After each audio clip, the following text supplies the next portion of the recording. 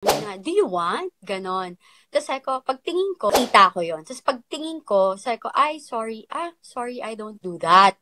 Tapos, So may bit-bit yun. na siya na pulburon? Meron siya. Ano siya? Narinig po ang Malacanang sa naging matinding pasabog ni Miss Cathy Binag. Sino nga ba si Miss Cathy Binag? At ano ang kanyang koneksyon sa kay Dayunior at sa asawa ni Dayunior?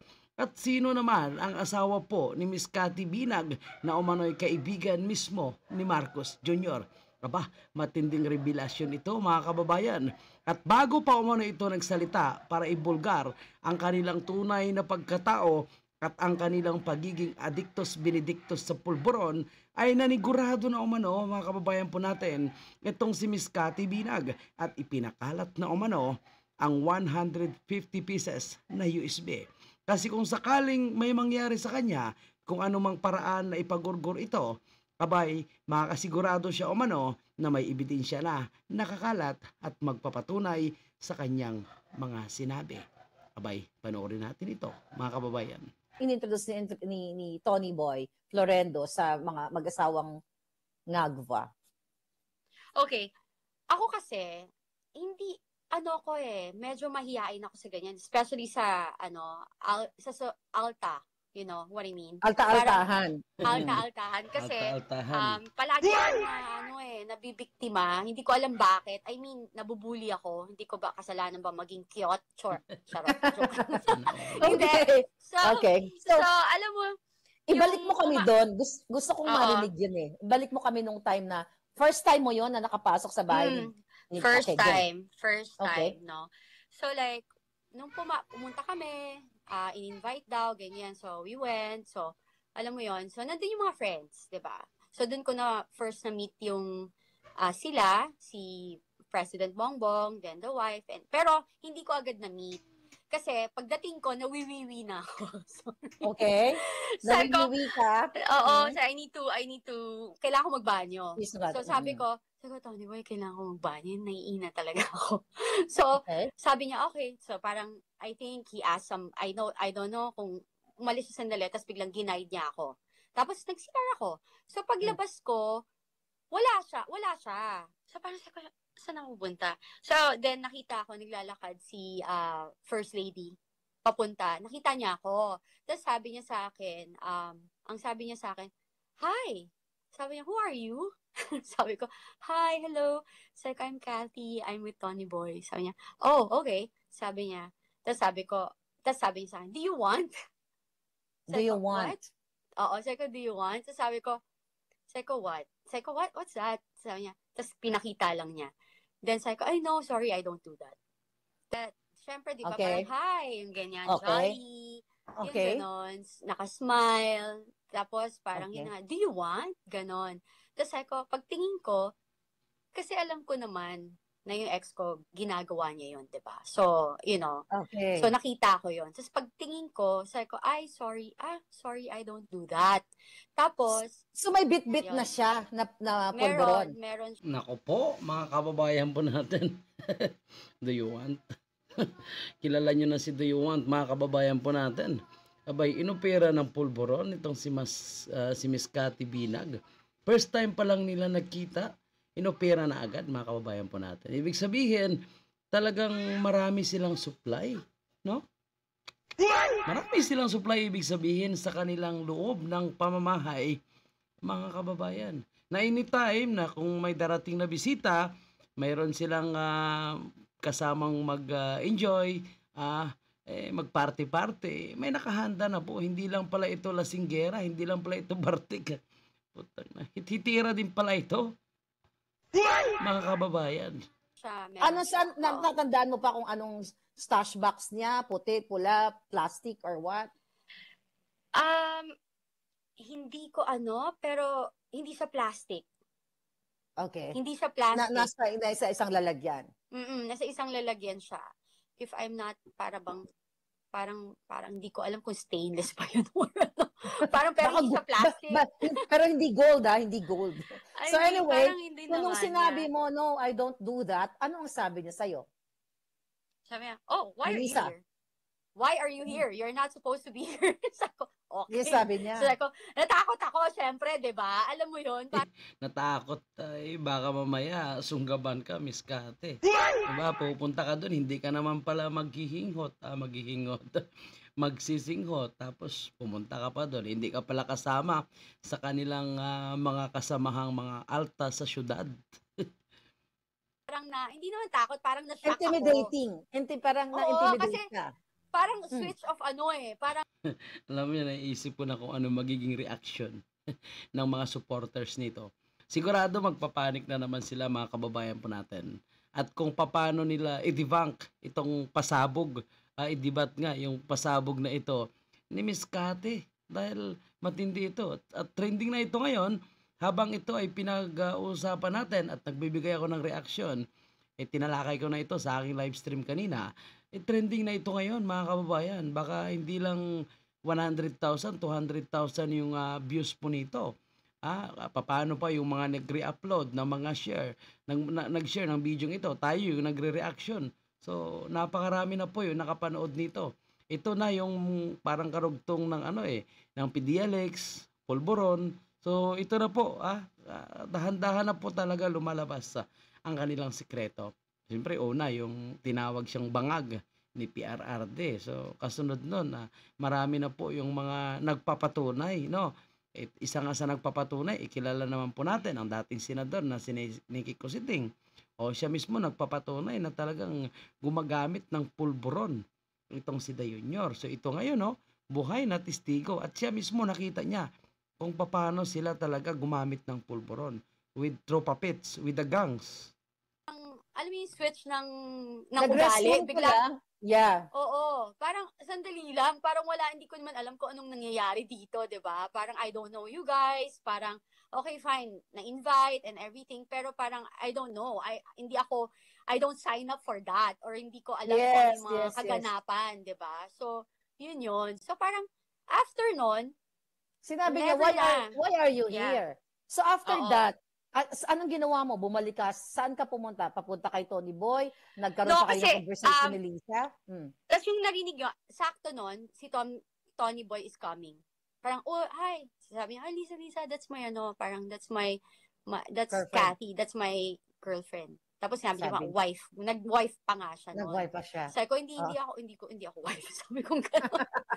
So, syempre, diba, parang, hindi ako ayaw mo naman, syempre, baka may mga alta dyan, Teka lang, hold exactly. kita. Baka may mga alta dyan na magtataas ng kilay, Yeah, hindi naman talaga ako wife, diba? Okay, but he is separated for 16 years before naging kami. Okay. For clarity. Malinaw tayo dyan. Hindi ako mga agaw. Okay. So, bumalik ka na, magkasama na kayo ni Tony Boy. Yeah. Ano yun? May inuman ba? Ano ba yung nangyayari? Yes. Anong bang may inuman. Ganun talaga naman ever since. Inuman talaga sila. Tas yun, private. I have a brother na naging drug addict. So, I'm very sensitive with alcoholism and drugs. I'm against it. Oh, may bad experience. Yun pala, mga kababayan po natin. Dahil mismo sa kanyang pamilya pala ay may experience na po siya kung ano po ang sitwasyon, ano po yung nagiging bad effect po nitong illegal na pulburon. So kapatid niya mismo, manginginom, o bartik, at syempre addictus benedictus. So talagang may pobya na po itong si Miss Kate. Tapos ang kanya naging partner, ganun din pala. Tapos hindi niya akalain na yung society pala na kanyang kinabilangan dahil sa kanyang bagong partner na si Tony Boy daw, yun din pala ang kanyang makikita, yung mga manginginom, tapos addictus benedictus, kasama pa nga umano ito si Junior at ang kanyang asawa. Yes, talaga nasira yung family ko. So parang, even with Tony Boy, like yun yung rules ko sa kanya. Sabi ko, kasi nung nagde-date kami, nung nag-start kami, 3 months, tapos parang nahuli ko na ginagawa niya nga, tapos nagalit pa ako and everything. Sabi ko sa kanya, I don't think it's gonna work. Kasi kung maging magkaibigan na lang tayo. Kasi I find it super, super kabobohan and stupid na nagtitake ka ng drugs. Anong mapapala mo dyan? You know, parang, anong makukuha mo dyan? Parang nag-change kaya yung attitude, yung thinking mo, kaya spontaneous mag-decide. Kitang-kita ko yan. Kapag parang pagtitrip, bigla lang magde-decide, mangbubuli, ayoko niyan. Gawin mo to. You know, parang gano'n. Parang manunutok ng baril, manununtok, yung parang mang-i-ins mo to. Like, mood bipolar. Swings. Mood swings, bipolar disorder, parang ADHD na malala. Hindi ko Kompleto. alam. I'm nothing against praning. ADHD, ha? Pero I mean, praning. Super praning. Pinagsama-samang iba't ibang klase. Ayan ha. At mismo na-experience po ni Miss Cathy yung nagiging epekto po nitong illegal na pulburo. Nagiging praning, hindi niya na alam kung ano yung tamang ginagawa. Minsan matalino, minsan bobo. So, depende po sa resulta nitong paggamit ng pulburon. At minsan nakita natin ito kay The Junior, mga kababayan po natin, umingiwi. So, minsan bagsak yung mukha, pawis na pawis. At parang hindi mapakali. So, sa mga napanood po natin, research po natin, ito daw umano ang mga sinyales kapag gumagamit ng pulburon. Kaya pala yung ugali minsan nitong si Bartek ay biglang magbabago. Minsan okay, sasayaw-sayaw, minsan nakasimangot, tapos may nangangagaw ng baso. So, ang resultang ito, posible umano ito ay dahil sa paggamit ng pulburon. Anyway, mga kababayan po natin, tayo naman ay hindi nag-aakusa. Itong si Miss Cathy mismo ang nagkikwento base po sa kanyang experience at sa talagang nakita niya personal kung paano sila gumagamit ng pulburon. O malay natin, itong sinasabi ni Miss Cathy na USB na 150 pieces na USB po na kanyang inilabas, mamaya malalaman po natin kung sino-sino pa itong mga nasama dyan sa kanyang USB. Mamaya makita natin may ibang opisyal pa pala ng nasa gobyerno, matataas, yung mga kabarkada niya na nandun. O baka may mga ibang tao pa.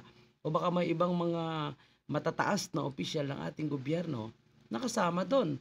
Diba? So, yan po yung ating dapat pakaabangan. At huwag sila magkampante na sasabihin nila na ito ay AI, ito ay deepfake. Dahil ayan buhay, gumagalaw na nagsasalita itong si Miss Cathy Binag.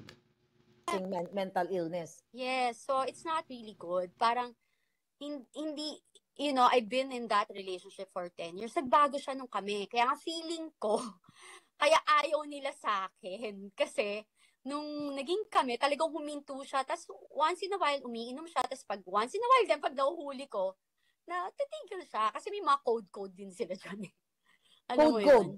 Teka muna, code. So may code sila sa pulburon. Yes, meron. Yeah. Iba-iba.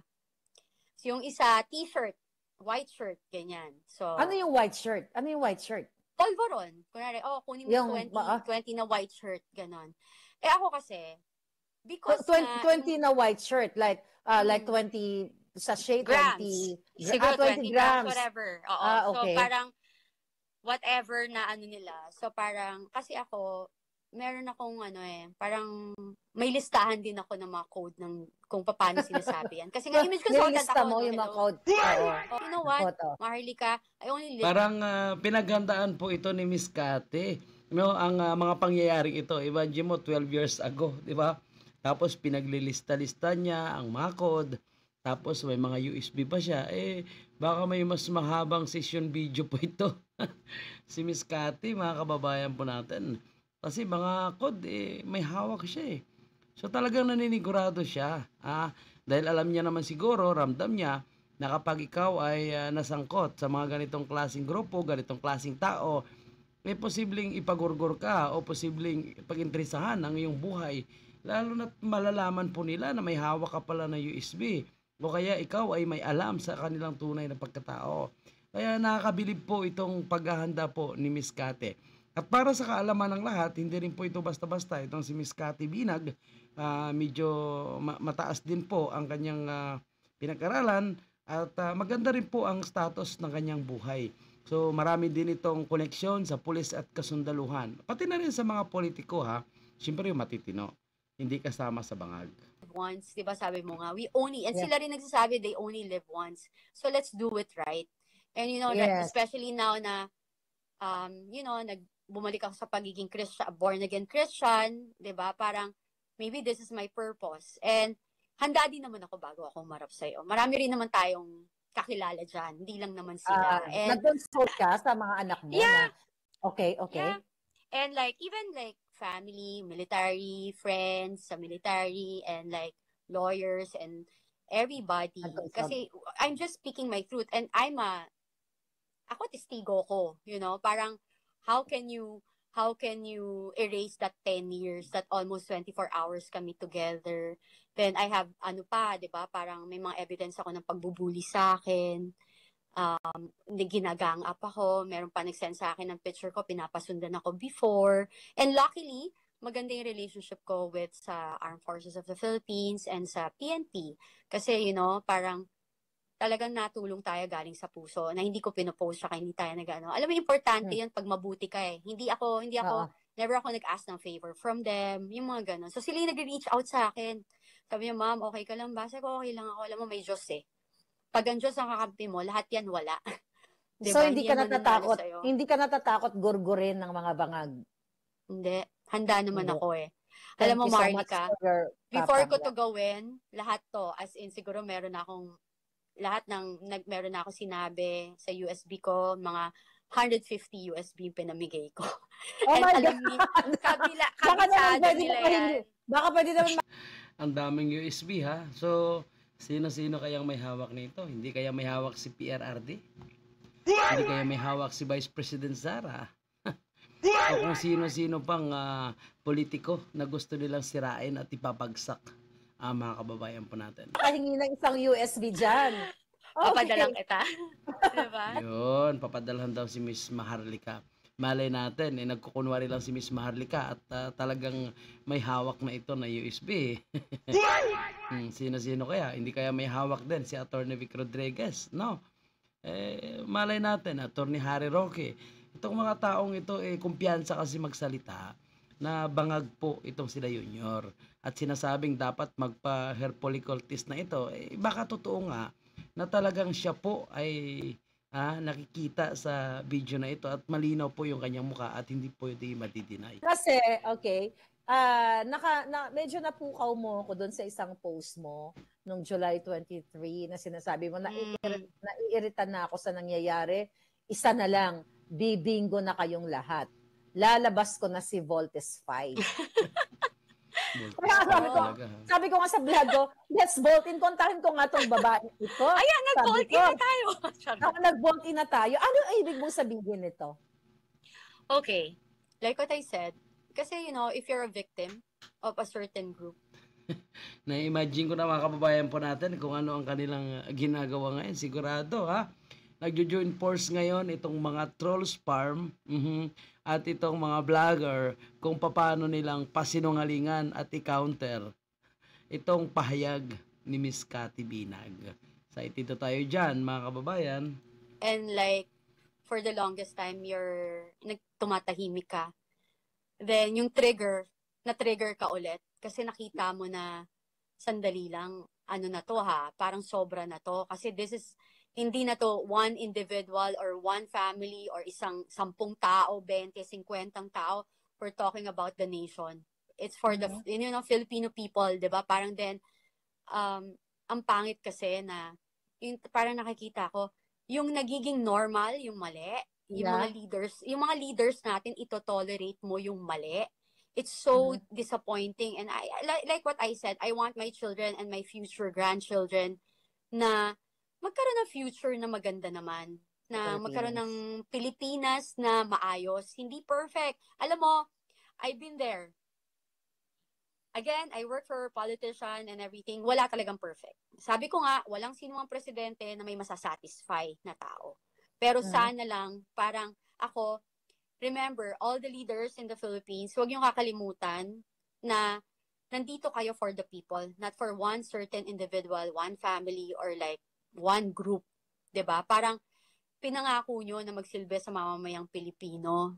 Hindi kayo dapat na magpadikta or like matakot. Dapat sila matakot sa inyo kasi yun ang sabi ko nga, 'di ba? Parang kapag kayo lahat nagsama-sama against one person or whoever is like doing some evil things out there or like dictating something na parang hindi kinabubuti ng Pilipinas. Kaya nyo di ba?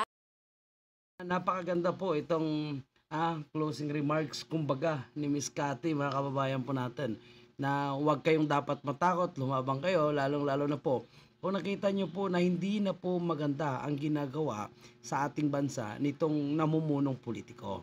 So kita natin ngayon itong pamumuno po ni BBM na talagang wala na pong magandang patutunguhan. Talamak na po yung krimen, droga, mataas na inflation, mataas na bilihin, kawalan ng trabaho, at ang kanilang ginagawa ay panay travel. Ngayon napakalaki po yung pondo para sa kanilang travel, mahigit 1 billion. Tapos ang 5,500 na flood control na sinasabi po nila, abay patsi-patsi at hindi pala kasama sa master plan. So ibig sabihin, wala talagang solusyon sa nangyayari sa ating bansa ngayon. Maganda ang kanyang script, maganda ang pagpapahayag sa SUNA, organize, pero walang solusyon. At wala po siyang ipinagmalaki na kanyang mga ginawa. So ito na nga siguro ang resulta ng utak at isip na puno ng pulburon. Kagaya na nakita po ni Miss Cathy Binag. Ngayon mga kababayan po natin, paano naman nila ito pasinungalingan? Ano ang magiging reaction dito ni Secretary Abalos, ni Amy Marcos, and the rest po ng kanilang pamilya? Kaya ba nilang i-deny? Kaya bang i-deny ni Lisa Marcos, Bongbong Marcos, at ni Sandro Marcos itong sinasabi ni Miss Cathy Binag? Kaya ba nila itong paimbestigahan? Kasi kung paimbestigahan nila ito sa Senado o sa House of Representatives, abay marami po ang mga opisyalis na kailangan magsalita. Lalo na po yung ex-congressman na si yung kanyang partner, no? At itong si Saplag Damion, posibleng masama dyan. At sinasabi niyang nasa USB. Sino itong sinasabing nasa USB na kasama na nagsisingot? So talagang pinagandaan po ito. Nagtago talaga ng ebidensya po itong si Miss Cathy. At tinago niya, talagang naghanda pa siya ng 150 na USB. Para makasigurado siya na kung may mangyari man sa kanyang buhay, ay hindi po mawala itong kanyang expose, mga kabayan. So abangan po natin kasi ako, alam ko hindi lang po ito ang huling at unang pag-uusap ni Miss Maharlika at ni Miss Cathy Binag. Baka may mga susunod pa, o baka may mga bago pang revelasyon, o baka ilalabas po ang laman ng CCTV. Maraming salamat at yan muna yung ating update. God bless everyone.